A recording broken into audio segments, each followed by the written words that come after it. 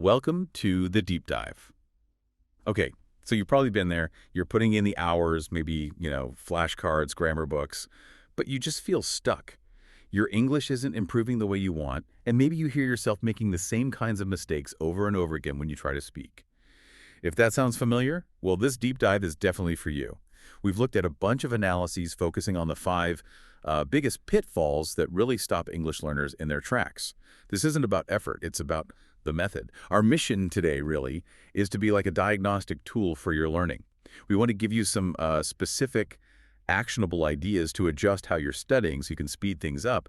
It's less about how much time, more about how you use that time.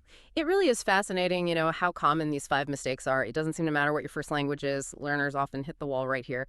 But the good news, the really good news, is that once you understand why, like the thinking habit or the study habit behind it, they're totally fixable. It's about changing your approach, not just doing more of the same thing. Right.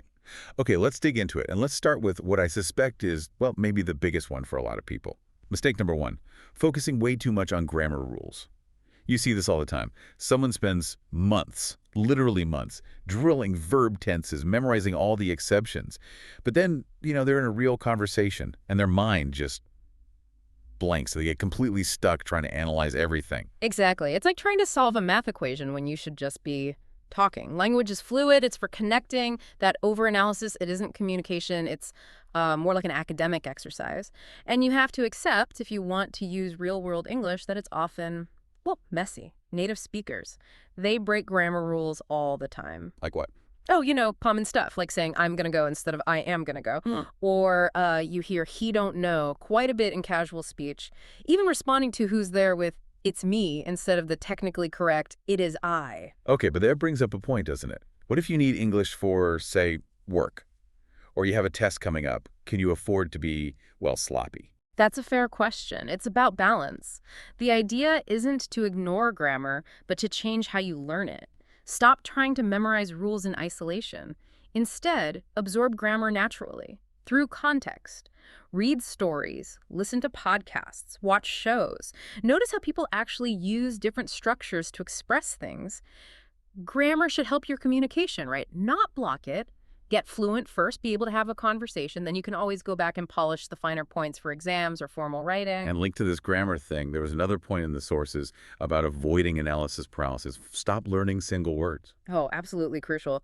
Learning just decision, for example. Your brain then has to work extra hard every single time to build a sentence around it. This is where chunking is so powerful. Learn words in common phrases, these little chunks, like how native speakers think. Don't just learn decision, learn make a decision, or maybe come to a decision. Right, those ready-made phrases. And that also helps avoid another pitfall, doesn't it? Constantly translating in your head from your native language. I definitely used to do that. Yes, it adds so much friction. Your brain is doing two jobs at once, translating and trying to speak English. It just slows everything down. The goal is to start thinking directly in English. Like, in many languages, you might say something equivalent to, I have hunger. Translate that literally. Sounds odd. But if you learn the English chunk, I'm hungry, you bypass the translation step. Okay, so fix the internal grammar paralysis. Think in chunks. That logically leads us to the next big hurdle. Mistake number two, avoiding actually speaking because you're afraid. This is where the rubber meets the road, right? You might understand when reading or listening, but ask a simple question and poof, mind goes blank. All because you're worried about making a mistake or sounding weird. Yeah, and we have to tackle that fear head on because mistakes, they aren't failures. They're actually vital feedback. Mistakes are really the engine that drives your progress. Think of it like learning to swim. You can read all the books you want about swimming technique, right? Yeah. But you won't learn until you actually get in the pool. And probably swallow some water. Exactly. You flail around a bit, it's uncomfortable, but that physical experience is the only way your brain builds those connections. You simply cannot get fluent if you don't open your mouth and risk sounding a little silly sometimes. What I like about the solutions here is they don't need anyone else. The simplest one, just talk to yourself in English. Start simple. Just narrate what you're doing. Okay, I'm making coffee now, or I'm looking for my keys. It feels a bit strange at first, maybe for a week or so, but it creates this safe space. No judgment. Your brain just gets practice forming sentences quickly, naturally. And if you do want some feedback, there are tools now. Oh, definitely. AI tutors, language exchange apps, they can give you practice without that feeling of being judged by a person. Which brings up a really key psychological point. Confidence comes after you start speaking, not before. You don't wait to feel confident. You speak, and then you feel confident. Precisely. You start speaking, maybe imperfectly, and the confidence builds from there. Okay, that makes sense. So if we've dealt with the mental blocks and the fear, the next couple of mistakes are more about strategy, how you actually study. Mistake number 3, studying without a clear goal. This one's sneaky. It just kills your motivation slowly because you never feel like you're actually getting anywhere. Yeah, saying I want to learn English is, well, it's basically useless as a goal. It's way too vague. It's like going to the gym and saying I want to get fit. Okay, but how? Run a marathon, lift weights. What does fit mean to you? Without a clear destination, you just wander, you lose focus. And inevitably, you get discouraged because you can't see any progress, you quit. Specificity is everything here. Goals need to be, smart, specific, measurable, achievable, relevant, time-bound. So instead of, I want to speak better, try something really concrete. Like, Right. within 3 months, I want to be able to have a 10-minute conversation about my hobbies with a native speaker. Or maybe for listening. By the end of the year, I want to understand 80% of my favorite English podcasts without needing the transcript. Exactly. Those kinds of goals give you something real to aim for, a deadline. And then, suddenly, your study plan becomes obvious. If your goal is conversation in 3 months, you know you need to spend most of your time listening and speaking, right? Not, say, memorizing complex business vocabulary if that's not relevant. Clear direction fuels motivation. Okay, strategy locked in. Now let's get physical. Mistake number 4, ignoring pronunciation.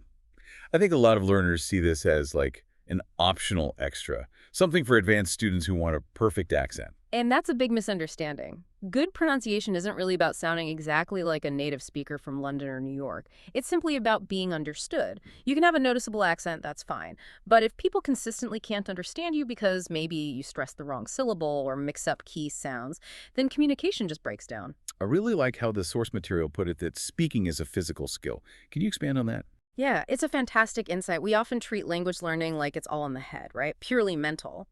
But speaking, it's athletic. Your mouth, your tongue, your lips, they have to learn completely new movements to make sounds that might not even exist in your own language, like the sound in English, maybe, or certain vowel sounds. So your mouth muscles literally need training.